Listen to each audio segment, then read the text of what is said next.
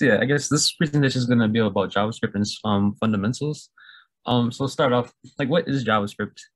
So JavaScript is a widely used multi-paradigm, object-oriented, interpreted programming language. It is used around like everywhere on the internet. And so what multi-paradigm means is like it's very flexible in like in which the way it can be used. Yeah, and object-oriented means that if you ever use like Java or any other like language like C++, how they have objects and classes, JavaScript is really similar to that, as everything in JavaScript is an object. And also it is interpreted, meaning that it isn't compiled like C++, Java, C, all those languages are compiled. JavaScript is like Python, meaning it runs in an environment, and it like the computer goes down like the line like one by one, like executing the instructions rather than just compiling a binary file like immediately. All right, now where is JavaScript used? Of course, JavaScript is used in the browser where you're able to power your websites. Over 97.6% of websites use JavaScript to make them more interactive. You can use JavaScript on the server using Node.js. Node.js is a runtime environment that allows you to take JavaScript outside of your browser, and it allows you to, make servers and different things out of it. You can make desktop application with it as well. You can also make mobile apps with JavaScript. You can use things like React Native or Ionic, which are both like they're both frameworks so that you're able to develop like cross-platform applications with JavaScript. I've used React Native to build like an app like most recently, like a few months ago. I really prefer it. Oh, and you can also use JavaScript for machine learning, which it's not really widely used, but it is possible. It can be done using a library by Google called TensorFlow.js. It allows you to like train data models with JavaScript, although it's like it's not like the most preferred way to do things. People usually use Python because there's like much more support with it, but JavaScript, you're able to still do that. All right, now how would you get started with JavaScript? First things you would do, you don't actually need Node.js to run JavaScript. You can actually just use it in your browser. Like when people do inspect element, you can go to your console and you can run JavaScript like directly in your browser. Or if you want to make like a server or something, you would need to install the Node.js runtime environment. And then you'll also need a text editor. I just put VS Code because it's my preferred one. That's what I, mostly use for like any language I'm developing with, because it gives you like really good support and auto completion for your code. And after you have both of those things, now you just have to create your like folder in your file, which I'll show in like a second of how you would do. So that way you can start, running your JavaScript code. So you would create a folder, and then you would create a file inside of that folder that ends in a .js extension, just so that Node knows like this is a JavaScript file, and then it'll continue to interpret it. And then, yeah, this is where you'll launch VS Code and then open that folder. And then inside of it, you can just type console.log hello world. I'm gonna show that. So if I share my whole desktop, are you able to see my desktop? Unfortunately, no. Let's see. Oh, I have to resume share. Okay, are you able to see it now? Not yet, but I think there's an option. Oh yeah, now we can see it. Okay, yeah.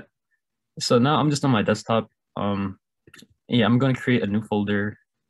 I'm just gonna name it like JavaScript 1. And then what I'm able to do is I can launch VS Code in a new window. And I can just drag this folder in here. It should be the same on Mac and Windows. And so now you can see I'm inside of VS Code. This is an empty folder, as you can see in Finder as well. There's nothing in it yet. Same thing in VS Code. So yeah, here is where I would create a file where I can start building. So I can click this little icon up here, where it says, it's like a little file and a plus. And so it comes out with the drop down where I can create a file. And for this, I'm just going to name it index.js. And you can see the little JavaScript symbol pops up here because this is your file extension. And for example, if I were to change this to TS for TypeScript, you see the little icon always changes CPP for C++, but you want to use JavaScript. And just to start off, like how people usually do with every programming language, they always start off by printing out hello world. So yeah, the way most programming languages, you do print or something like that, but in JavaScript, you have to use something called you have to use the console. So yeah, the way you would do it is you would say console and then dot log, and you see how VS Code gives me all the options. I'm able to log stuff out. I can say console error or console.warn, and it has like a wide variety of things I can choose from. But just to print stuff out, I would just do console.log and then 2 quotes, and I can say hello world. Yeah, so this is the way you would do it if you have VS Code. But if you don't want to use VS Code, you're able to do this. You can go to like your browser and then you can inspect element, and then you can always just go to console. This just allows you to run JavaScript in your browser instead of having to do it with Node.js, which is what I was doing here. So yeah, if you go to your inspect element and go over to console, you can also write console.log, and then I can write inside of the quotes, hello world. And then you see it just prints out here, hello world. Same thing is if I run it with Node.js. So if I run node, if I type in the command node and then index.js in my terminal, Node.js will look at this file and then it'll look at it and it'll interpret it. And so it'll be like, okay, so you want to look at the console object, and then you're calling the .log method on it, and it's printing out. I'll actually put a link to the Node.js environment in the chat if I can reach it.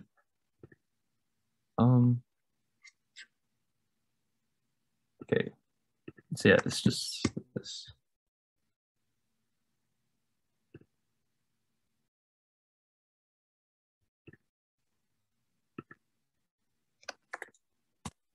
Okay, that's the link if you wanted to download Node.js.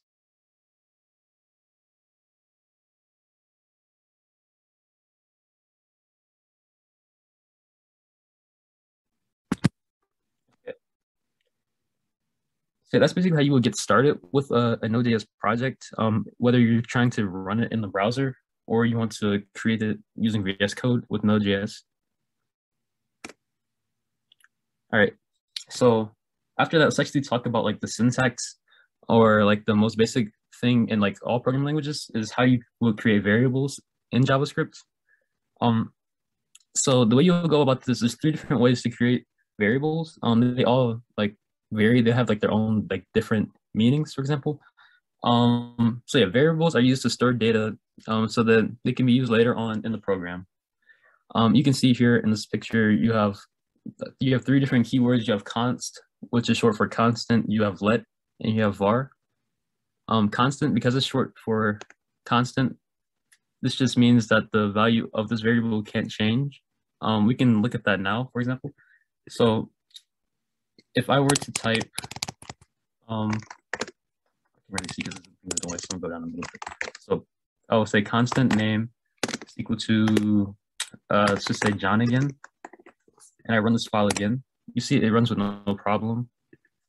But if I were to reassign the value of name to something else, you can already see that it's complaining here, because you can't change a constant, as you can see here. And the way variables work, so you start off with the keyword constant or let, or whichever type of variable you would like to make it. You give it the name or the name of the container or that variable that you want to use throughout the program. And then you also want to say equals that value. So this is how you would, create like a constant variable. And you also have let, which can change. So if I were to change this constant to let, then this program would run with no problem. It doesn't really print anything out because I never told it to. But if I were to say console.log name, and I just plug that value in, and I rerun it down here in the terminal using node and then the file name, it runs and it just prints out whatever value that this thing of name contains. And last one is var. Var, it's not really used that much. Yeah, people usually either use constant or let, but var basically just does the same thing. The only difference between var is like it has no restrictions of where you can use it. So I could do this, like I could say console.log name, right? But code runs from top to bottom. So if I'm trying to print out something that doesn't exist yet, it would give an error with any other thing.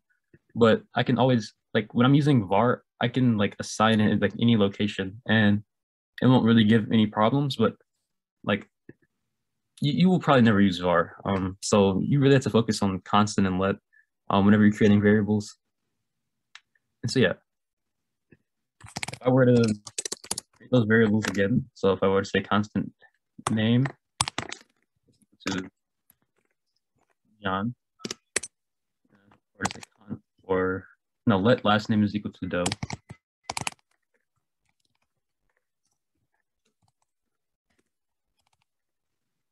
And then age is equal to 30. Var age is equal to 30. I'm just going to plug all these into a print statement and separate them by commas. So I can say name, I want to print out name, also want to print out last name, and I also want to print out age. So now when I run this, it prints out, you can see down here, that it prints out all the values that I wanted to print out. Are there any questions about like what these variables like mean and how they're like declared?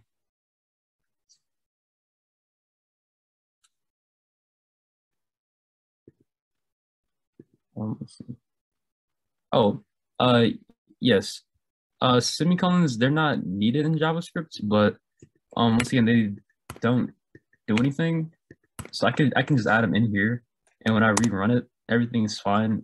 You don't need semicolons unless you add two commands next to each other.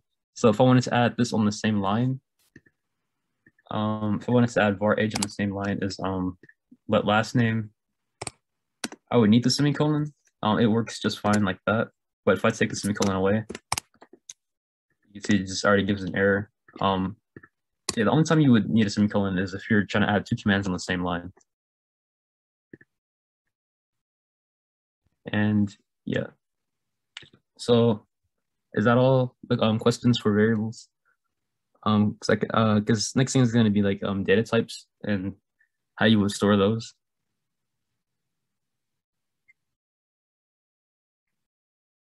Okay. So next thing are data types. So yeah, in programming, there's like bunches of different data types. But I guess we're gonna focus on like the primitive data types that like come like out of the box with JavaScript. Because you can always create your own data types with like objects and classes and stuff, but we're just gonna focus on number strings, booleans, etc. So yeah, so there's a couple of main data types in JavaScript, and they're like pretty similar to other languages. As you can see, you have strings. They're like words. They're created by like quotes or like backticks. You can use booleans, which are either true or false. Numbers, because I'm sure if you use like other languages like C or C++ or something like that, you always have to specify what type of number, if it's like a double or a float, based on like how many decimal places or something they have. But JavaScript numbers are literally just numbers, so you can have like negative 0.3 or 1 because it's interpreted. You don't have to like specify that all of that. JavaScript kind of handles that for you. Yeah, and you also have arrays that contains list of elements. These elements can be anything. They can be strings, booleans, numbers, objects, or they could even be other arrays inside of arrays. Yeah, those are called like two-dimensional arrays. But yeah, you can basically store anything inside of arrays. So yeah, data types are the different forms of data. Each data type has its own like functionality. Like I said, you can see in the side where it says string, you see it's containing like a sentence. Numbers, you can use those to do math or different calculations. Booleans, you will use this inside of like your logic.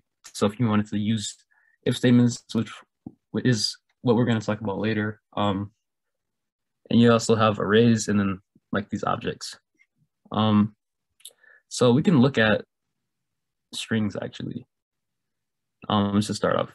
As you can see here, name is a string, and then last name is also a string. And yeah, let's just run it again. Okay, yeah, so both of these are strings, and then this is a number. Like I said, you can tell by what comes after the equal sign. Quotes usually mean string, and then obviously this is a number.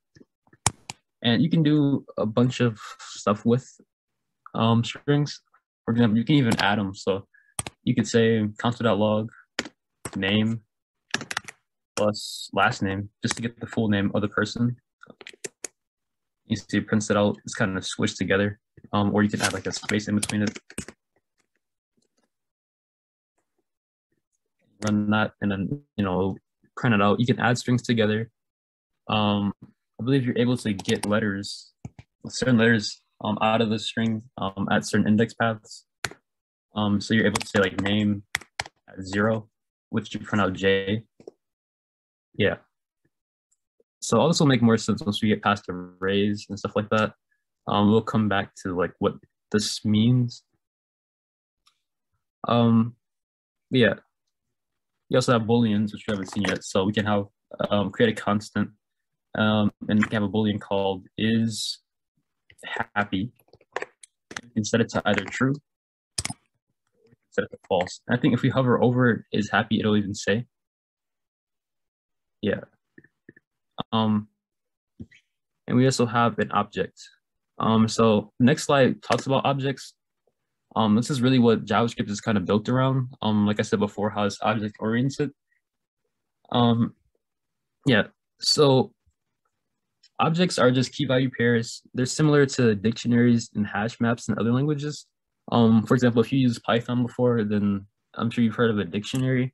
Or if you like use languages like C# or C or something, you've heard of hash maps. They allow you to store multiple values in one. You can retrieve the value you need by using the key. They're often used to group data with a similar purpose, and they can also be created through classes, which I don't think we're gonna get to classes today, but yeah, classes and objects are literally the same thing. And so let's look at this, for example, this constant player equal to, and you can see how it has like the first name, and then it also has like the value. So like, I'll type this out, or like a bit of it. I'm just gonna say constant player, and then first name, Jimmy, and then last name. So I'll just add these two things. And so if we look at this, we can see we're creating another constant or new variable, and then we're giving this variable the name of player. And so now we're creating an object of first and last name. It contains the key and the value of first and last name. So for example, first name would be the key in this, and then Jimmy would be the value to that key. And same thing with last name. Last name would be the key, and then Butler would be the value. And so now what we will be able to do now is do something like this. We can either console.log out the entire player. So we're just going to print out this entire object of key and value. And you see it'll print down here first name, last name, because we're printing out the whole thing. But if we wanted to get out a certain, like if we want to get the value of a key, if we want to get the value out of this object by using a key, we can do something like this. And you see how VS Code provides completion because it knows that it contains these two keys. So now if I run this, does anybody have an idea like what will be printed out if I print out player.firstname?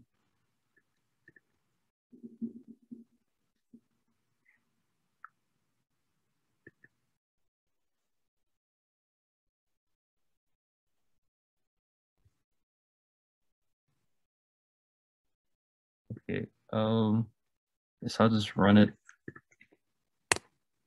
Okay, and you get Jimmy because if I command click on first name, it'll take me back up to here. And this is kind of like this colon right here is like kind of the same as doing this when you're creating a variable. So you're basically just saying first name equal to whatever this is. So I guess you can just remember this is the key. Key is usually on the left side and the value is on the right side after the colon. Yeah. And so if I were to switch this out again and were to say player dot last name, you'll see that it prints out Butler because that's what it contains. Yeah. So now that's kind of like all of the data types that we went through. Except for arrays. We'll get to arrays once we get to the loops part. But yeah. So let's look at computer logic now.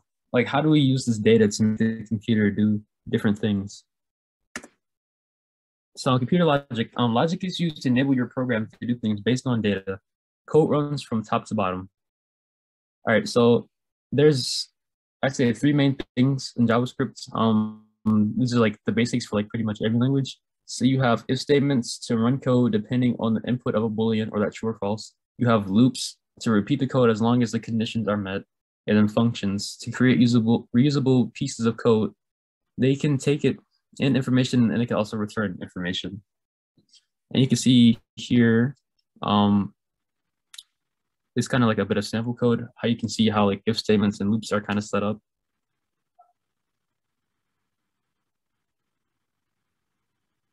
Okay. All right, but before we get to logic, one thing to always keep in mind is scope. So scope is the rule that you must follow to access the variables that you've declared. Scope can be thought of as blocks. So if you ever use like code it with blocks of code, using like curly braces, you can think of these as like different blocks of code, and sometimes they have restrictions on like how you can access a variable if it's inside of a certain block or not. Yeah. And so also like seeing these curly braces, like I said, it's a denotation that there's a new scope that has been declared. And you'll see these in like functions, conditionals, loops, and loop declarations. Yeah, you can think of them as like a hierarchical structure where variables nested deeply can't be used by less deeply nested scopes. I'll give an example of that. So let's create a global variable. So a global variable means like it can be accessed by like this whole file. So I can just say constant name Brian. And of course, if I print this out or console.log it, I get Brian, because of course this is like in the same global scope, right? But now I'm going to create a new scope. Now, what if I just create a function called dog? I'll word functions next. But so if I create a new scope, as you can see these curly braces, think of this as like a new block of code. So if I have a new block of code and I want to create a new variable in here, let's just use name again. So I can say constant name is equal to I don't even know, Ralph. Okay, then I'm gonna delete this name up here because now look, if I run this, it's gonna be perfectly fine. So it prints out Brian again because I'm printing it out down here. But now what happens if I take out Brian up here? Name is not defined because, like I said, this is like its own scope. It's in its own block of code. So nothing outside of this can use the variable name. Now, if I were to move this console.log inside of this scope, now, oh, I have to call it a function, but we'll go over this part. But now you can see, now that it's inside of the same block, you can access this variable.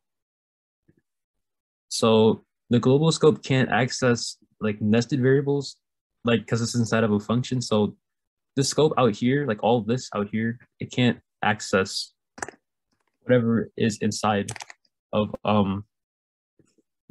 here. But it could be the other way around though. So if I do this and I delete name here, it's going to print out whatever's up here. And you see it's printing out Brian because it's printing outside of this block, but this is the global scope, so the function can access this.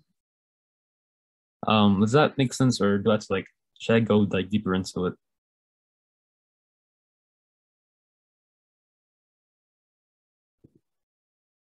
Okay.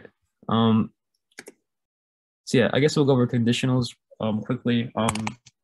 So yeah, conditionals, they work off of Booleans. So yeah, so if I say something like constant is happy again, it's true. So now I just created a new constant that's a Boolean that contains the value of true. And so now what I'm able to do is use an if statement. So I can say if is happy. I can even just say if it's equal to true, which is not really necessary, but just so we can see it.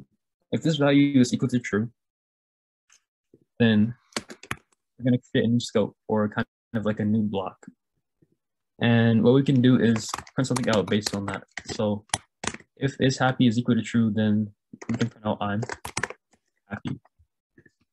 But we can also write an else statement, or we create a new block that JavaScript falls back to if this value isn't true.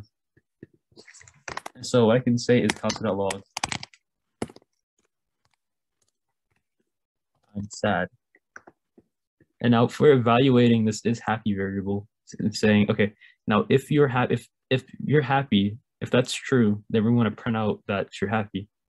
If not, we want to fall back to this else block and run whatever is inside of this kind of block scope thing. So if I run that node index.js, you see it prints out I'm happy because I'm happy is true. But now flip this to false. Obviously, you're not happy, so it's going to fall back to that I'm sad block, and it's going to print that out instead. And you're also able to use as long as something in here is a Boolean, so you can even say just true in here, it should print out I'm happy. Because as long as you put a Boolean in here, it'll evaluate it and it'll run it accordingly. So if I put in false, I get I'm sad. And you can even do that with these expressions here. As you can see, operators are used to compare two values and return a Boolean depending on the input. So for example, I can use the greater than symbols, less than symbols, the equals and not equals symbol. So just to save time, I'll just keep these here, but you can just see as I pass these in. So if I say 10 is greater than 5, this is obviously a true statement, so it should continue to run this block because it's true. So it prints out I'm happy. But now what if I were to say if 10 is greater than 50? Now that's obviously false. So we get I'm sad. And now you're also able to do things like this. You're able to say,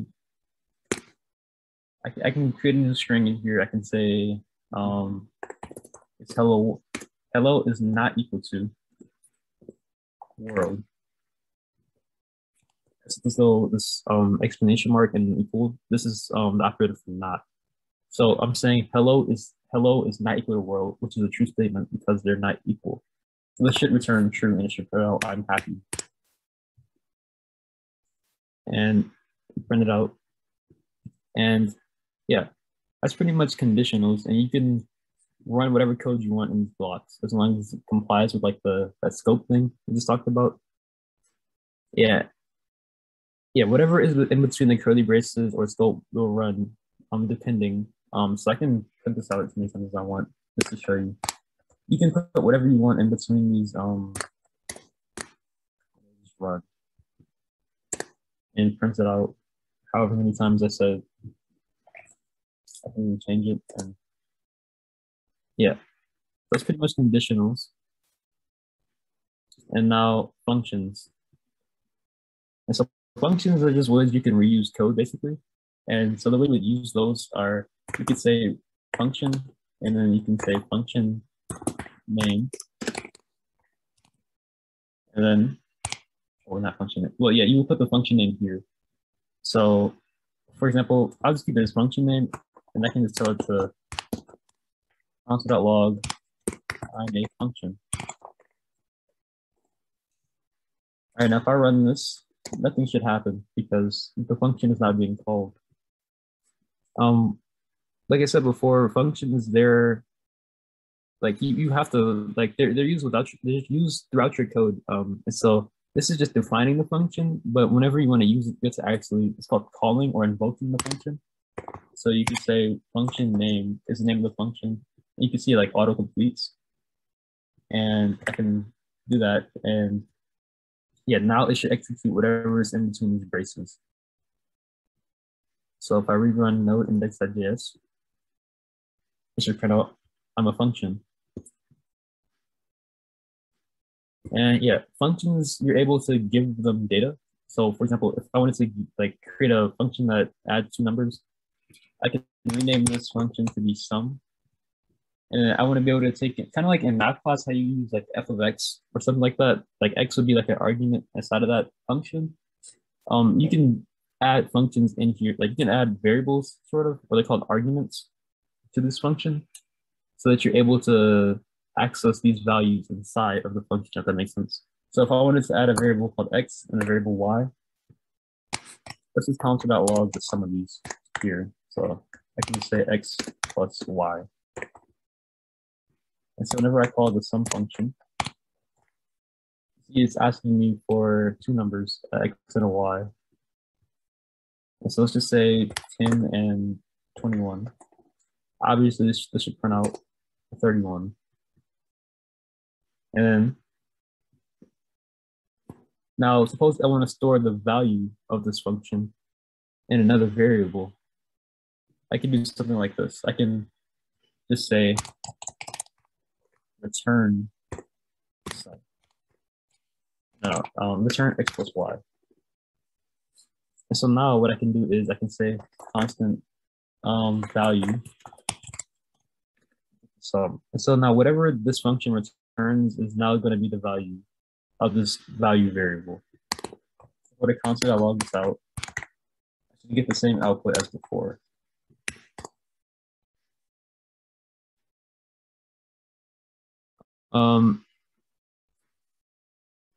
Okay. So yeah, I guess we can move to loops real quick. For loops and while loops are like the two main loops. And the way you can do it is you can create a variable called I. Usually they call it ij or anything, and then you would give it that, and then you would also give it something to, you would give it like a Boolean. So once it becomes false, the loop will terminate. So if I want to say I is less than 10 and I plus plus, so it's going to create a variable called I. It's going to say I is less than 10, and every time the loop runs, it's going to increment it. Okay. So now we can just print out the value of I, because now every time it's gonna iterate 10 times, because you create a variable called I that has the value of 0, and it's gonna check to see if I is less than 10, and every time it runs, it's gonna increment it by 1. So it should print out 0 to 9. Okay, you can see that there. It runs 10 times, starting from 0. And there's also while loops, where it won't run a certain amount of time. It won't. It runs until condition comes false. So if I were to say while I is less than 10, let me create a variable called I first. So I can create a variable called I equals to 0. And while I is less than 10, we want to keep running this loop. So let's just console.log I. And because I'm not incrementing I, this loop should just run on forever. You can see the spanning 0. But now if I were to say I++, it should terminate the loop after around 10 iterations. Kind of like how the for loop was before.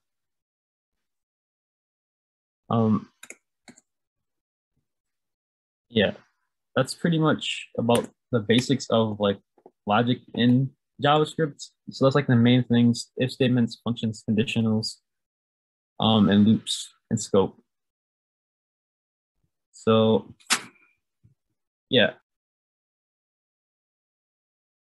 Okay, I guess, okay, so I'm assuming if statements and stuff makes sense. So the only thing that's not really making sense, I'm assuming, is the functions and the methods.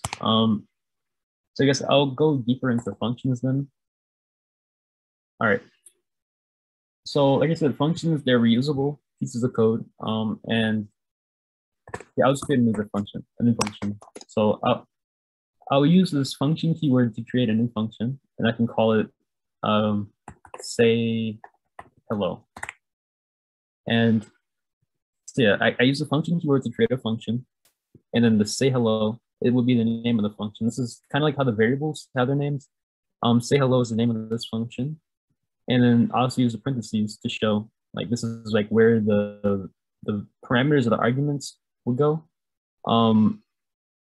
This is where you give the function like its own variables, if that makes sense. So if I were to say, I can just call this constant, for example. This would be the name of the variable. And then I can use these little credit braces to create the scope. And so now, like what this is, it's literally a variable that's going to be only accessed inside of this function. So you can see here, like when I call the function or tell it to run, I can say hello, and when I add the parentheses, you'll see here where it says constant. Like kind of like in math class, like when you do like I said f of x equals, and then you have, yeah, I'll write it out. So if you have like f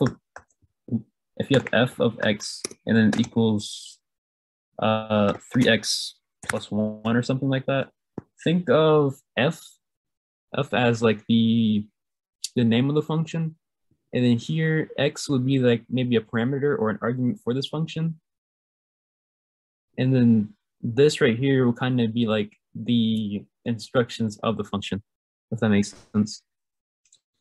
So x is like the value you plug in, and then these three, like the 3x plus 1 is like the actual instructions inside of the function. So now if I were to do something like this, actually let me put that back. So if I were to do something like this and console.log whatever constant is, this console.log thing right here will kind of be like this. Like I said, it's the instruction part. And so if I were to run this, it should print out undefined, because I'm not giving constant any value. Like the way I would give constant value is like when I'm calling this function, like I said, here you see constant, this is where I would give it like a number, like 10. Ooh. When I run that, it'll print out 10, because now this assumes the, like constant assumes the value that I pass in here whenever I call the function, if that makes sense. So if I created another parameter called constant2, and I just printed out console.log constant2, and I pass in 20 as the parameter or argument, either one. I'm not sure. Okay, and I run that. You see I get 10 and 20 out, because like I said, constant is going to be here, and the constant2 is here. These names, it doesn't matter what these names are. This could be something random. Change these to C and then just to whatever I type. And like I said, it'll work the exact same. But if I were to take this out and run this, I'll get one value because C is defined because it's 10, but I don't have a second value here. So it's going to be undefined unless I switch it out something back. And now it prints out hello. Does that part make sense? Like the parameter part, or like the arguments appear, like how you can give the functions their own data so they can do stuff.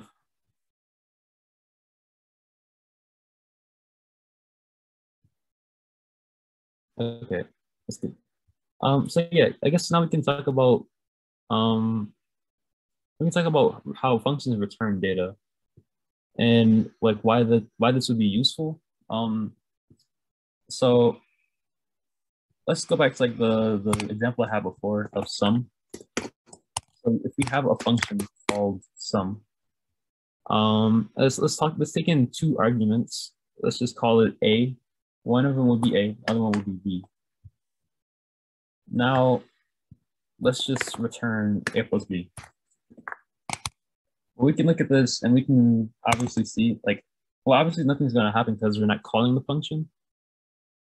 But if we were to call the function and give it two values of like 29 and 32, let's say you see A and B up here, nothing would happen because nothing's being printed out. So the computer's computing and doing everything, it's just not, showing. And so the way I could print this out is first I could store it in a variable. So I could say constant my sum equal to whatever this is. So yeah, I'm gonna just print this out to show you what this returns. So yeah, I'll just print out my sum and just plug in the value of this. So I'm assigning, okay, so what's going on? I'm creating my variable called my sum, and I'm assigning the value of my sum to whatever this returns. And so now I'm plugging in 29 and 32, and it's going to compute it, and it's going to return it. And so now if I run this, it prints out 61, because that's the sum of these two numbers. But now what if I just did this? What if I just didn't use A and B, and I wanted to return something just completely random, like a cat? I don't know. If you want to print out something random, see now it just prints out cat, because whatever comes after this return is what the value of the sum function will be.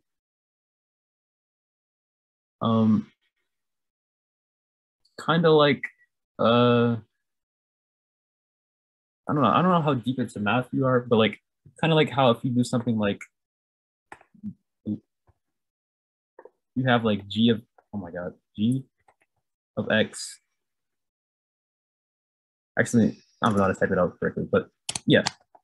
So this will just assume the value of whatever returned is. You can still print out stuff as well. You can still const.log dog, and it will still execute this. You'll still print out dog first, and then it'll return the string of cat. And then since it's being returned, it's going to be stored because now this is going to, you can even see here, it has the return type of a string. And so, yeah, that's pretty much like how like returns work. So whatever value you really put here is the value that this function will become once you like store it or print it out. You can even print out sum here. You can even print out sum in and then 90. And it kind of just plugs in, basically, plugs itself in. I'll place it out so you can see it. So I'm just basically plugging it in. And when I run it, let me change this back to A plus B. I get 100. So it's just plugging it in, or I can even multiply it. And you say I get 900 now, or even divide it.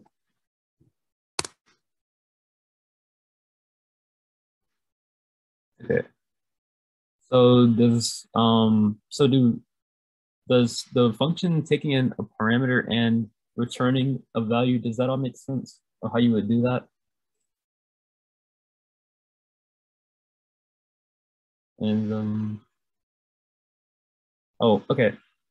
So return basically just it just gives that function a value. Like console.log, what it does is it's basically print in like any other programming language. So if I were to clear all this, so if I were to just take all this out and just type console.log, hello, this is kind of the equivalent in like Python of just print or something like that. So if I were to run this, console.log basically just, it tells your computer to display the value here. And return, yeah, you can only use return instead of like functions or methods. So like how you saw before, if I didn't do anything here, if I took these out, and I just were to call sum and then a plus b, and I just put 100 and then 40 out of 39. And if I were to run this, nothing would happen because nothing is being printed out because you have to have console.log to print it out. Return, it just gives the value back. Yeah. So this is just, return just gives the value back from the function. But if I wanted it to console.log it, I can always just put this back. And you can see now this will print out again because now that the function sum is returning the value of this. Whatever numbers you give it, it'll compute it and it'll return that back. And so that now it can be printed out inside of the console.log. Does that kind of make sense? So it's kind of like, this is like kind of like the equivalent of saying 90 divided by, what number did we have before? Yeah, 10 divided by 90. This should print out like the exact same thing. Yeah. Does that kind of answer it? Console.log is just, all it does is print it out and return. And return is only used in functions to give a value back. That kind of makes sense. Okay. So yeah. Yeah, so I guess now that we talked about that, I guess we can just go into classes real quick and that'll be it. Because you said you want to know about methods, classes. Let's look at a class with methods. So let's create a class with a class keyword, kind of like how you did with function or if or for. This is like a keyword. So we can say class, we can call it a dog. Right. And so what does a dog do? I guess we can create variables or functions. Well, we can create variables and functions inside of classes. This is kind of be a bit more complex, but we can kind of see. Let's create a dog name. So let's say this dot name is equal to a string. Actually, I have to do instead of constructor. I'll explain what constructor does. Okay, yeah, so inside of here, I can say this dot name. Let's just give it a name here. Okay, so now if I run this, it should do absolutely nothing. All right, but now let's create this dog. Let's create this dog. Okay, so we can say constant, let's just name him Buddy. Equal to a new dog. So do you guys know what like memory is in your computer or RAM?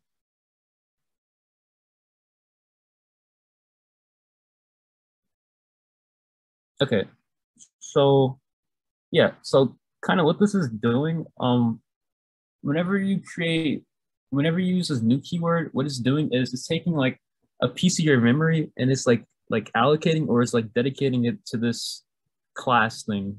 Like it's dedicating it to like a new instance of dog, if that makes sense. So yeah, whenever you say like think of this class as kind of like a template. And so this template contains a variable that is called name. It contains a variable called name. And so when I call equals when I say new dog, I'm creating a new instance of this dog. And so now if I type dog dot, you can see I have the variable of name, right? Yeah. And so let's just console.log this. It should be undefined.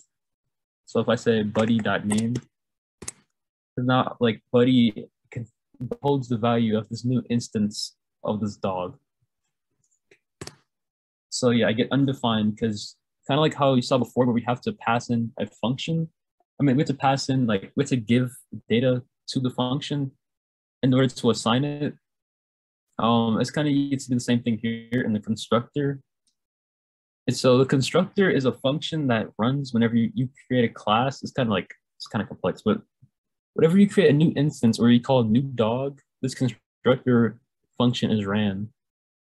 And what it does is it takes in any parameters that you set it. So if I hover over here, you see it takes in a property of dog or of name, I mean. So if I were to set this to buddy, you see it prints out buddy now, because now it's assigning it to whatever this value of name is. And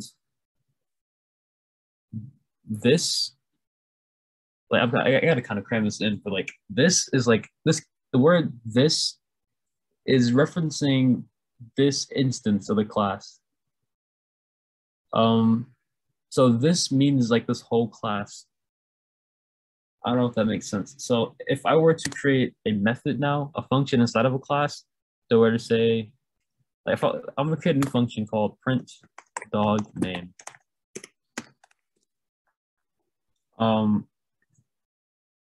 You don't need the function keyword while you're inside of a class. That's only if you're like outside of a class.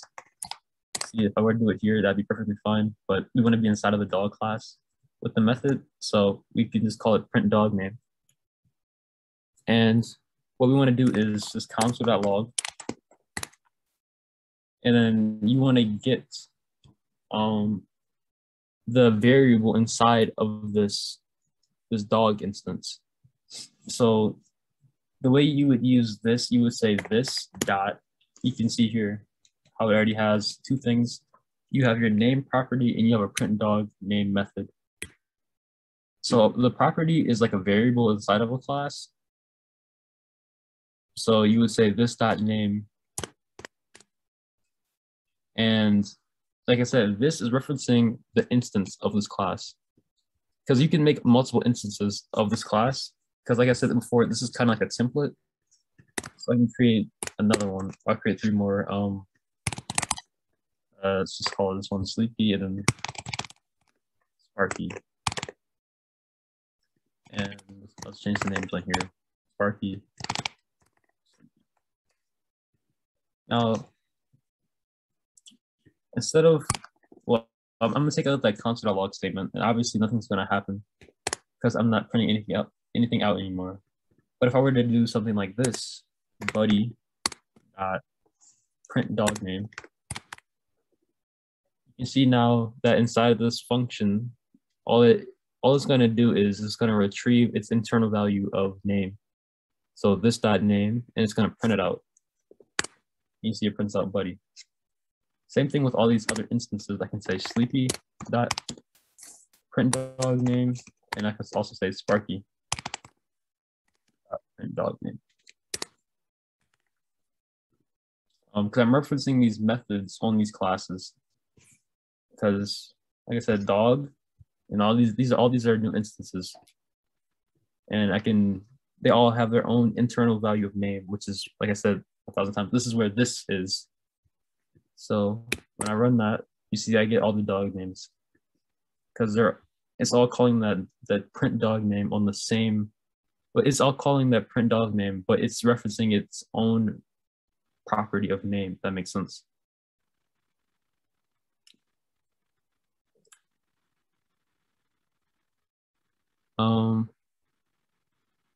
Yeah. Also, constructors can help a class set and assign its variables like name to a certain value, like 0. Yeah, pretty much. Yeah, that's what constructors are like usually used for. Well, pretty much that's what they're always used for, is to pretty much set values or like set up or do stuff inside of the class.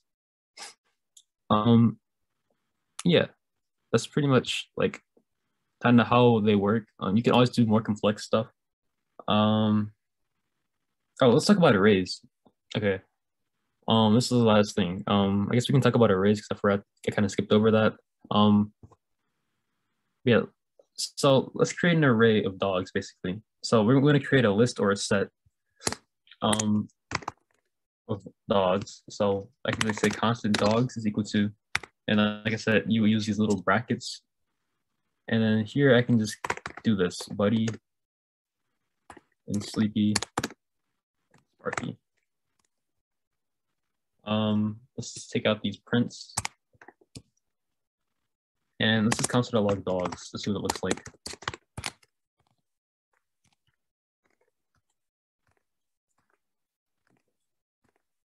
Okay. Like you can kind of see here, yeah. So we have 3 dogs inside of this array. You can already see like the names and stuff inside of them and how they're different. Kind of like how Julia said, when like you use those constructors to set the names, you can actually see the values inside of each instance of this class. And we can also even do this. How about we add a different thing? This dot age is equal to, well, we won't even set the age. We'll just say this dot age. And it should print out like name and then age should be undefined for all of them. Or maybe I have to say it's equal to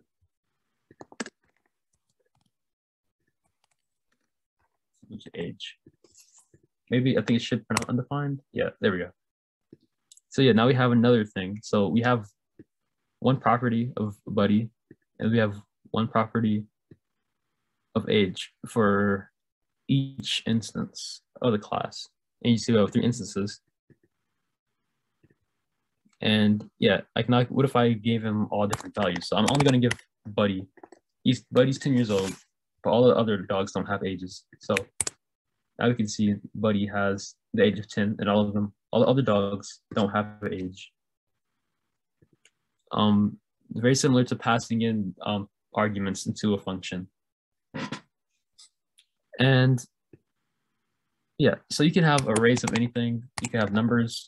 So 1, 2, 3, 4, 5. And you can just print this out again. You can just get all those numbers. But do you remember how I said at the beginning how JavaScript is object-oriented? This means that everything in JavaScript like is kind of like a class. And so they have their own methods really. So I can do this. Like I'm just gonna show you like what VS Code shows me when I do this. So I could say dogs. We know it's gonna be an array. Also, yeah, it's a number array. I can say dogs dot, and all these methods, kind of like how we created that say dog name method. Each like JavaScript, everything in JavaScript has its own method basically. So I can get the length of this array. So if I were to console.log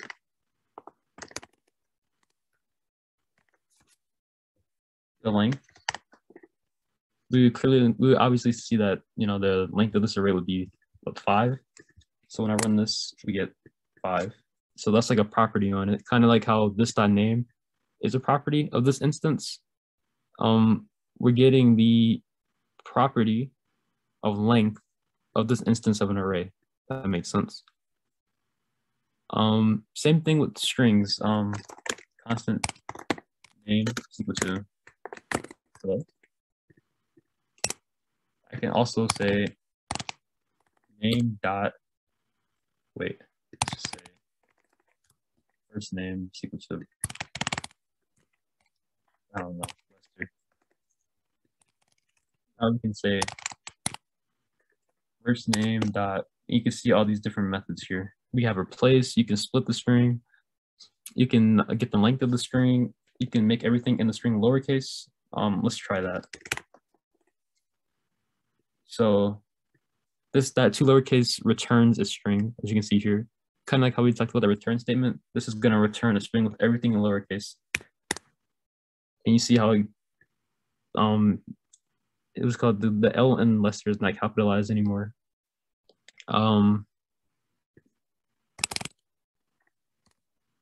Length. Yeah. And the very last thing is loops with arrays, and then that's about like all the fundamentals of JavaScript really. And yeah, so like how you saw before, where we were able to get the length of arrays and stuff. We can use that inside of a for loop. So we can say for create a variable called I, set it to 0, and we want to check to see if I is less than, let's say, just dogs.length, because now this is just going to plug in that value. So we know that the length of this is going to be 5 because we already saw it print out right here. And so if it's less than, as long as it's less than that value of 5, we want to keep running looping. And every loop we want to I++, which just increments the number by 1. So now I could just say, first let's just print out I, the value of I for each loop. So we should see about 5 print statements, or 5 things printed. Yep, we have 0, 1, 2, 3, and 4. Yeah, so something to note about arrays and stuff is that they have something called index paths, or like where you can find the items in this array. For example, this right here, this slash, like, okay, so the value of 1, you would think that this has a position of 1, right? But no, index paths, they actually start at 0. So if you ever see like programming memes or something like that, and they're always like talking about 0 or something, it's because like arrays start at 0 rather than 1. It's kind of weird. But 0, 1, 2, 3, and then 4. That's just kind of why you see this loop starting down here at 0. Unless I wanted to make this 1, then the loop would run. The loop would run about 4 times, and that it will be 1 through 4. Yep. So we can keep this at 0, so it fits in with the array. So yeah. So how about instead, let's just change it to strings. So I can just say apple is one item, pear another, and then pineapple. What if I just console.log the dogs array? So this should print out the dogs array around 3 times, right? But what if we want to get each element from the if we want to get a specific element from this array, like, or we want to get all of them? So we could do something like this. This is coming out the loop, and I'm gonna just say dogs, and then I'm using these brackets, like the same ones used here, and I'm gonna give it a number, for example, 1. So what this is gonna do is it's gonna retrieve whatever is at the index path of 1, which would be pear, because remember it starts at 0, so it'll be 0 and then 1. So it should print out pear, which it does. And so kind of if I switch it back to 0, it should print out apple, because that's his location in the array. And then 2, which would be, of course, pineapple. So we can kind of plug I in, because you remember the value of I changed throughout the loop. So I just put it back one more time.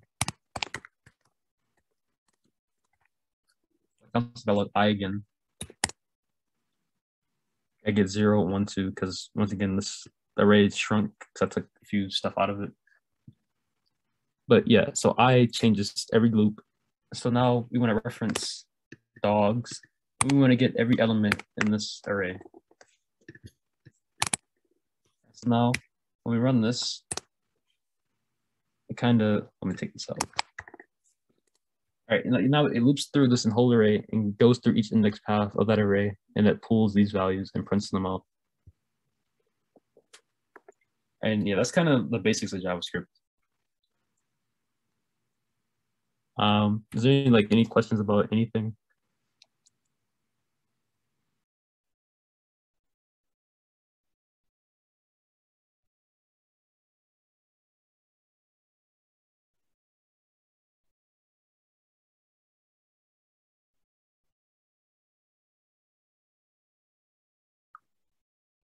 Okay.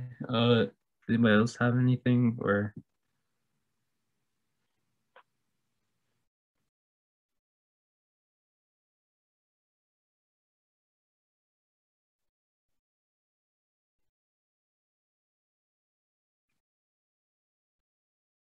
Okay.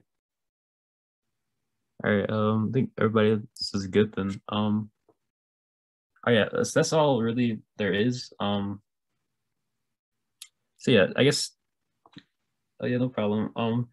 Yeah, there's always like a bunch of stuff online about JavaScript because it's like one of the most popular languages, and it's like really cool to use because all the frameworks and stuff. So I mean, if you're gonna continue learning it, I would really recommend it. I think it's really fun to use. But yeah, that's pretty much all.